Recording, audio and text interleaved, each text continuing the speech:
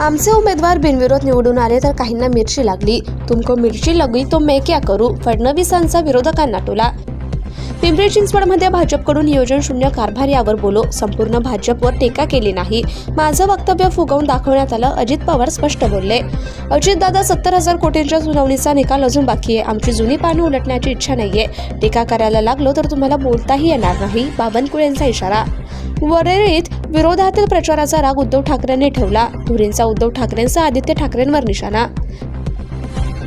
Seat न मिळाल्याने धुरींनी भाजपची स्क्रिप्ट वाचली. धुरींच्या आरोपांवरती सचिन अहिर यांचं स्पष्टीकरण.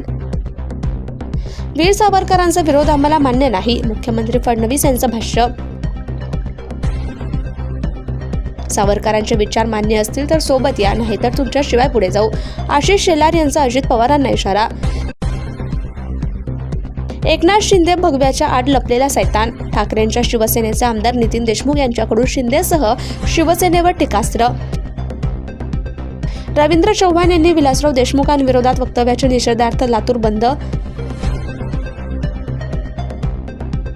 मुख्यमंत्री देवेंद्र फडणवीस यांची आज ठाण्यात प्रकट मुलाखत.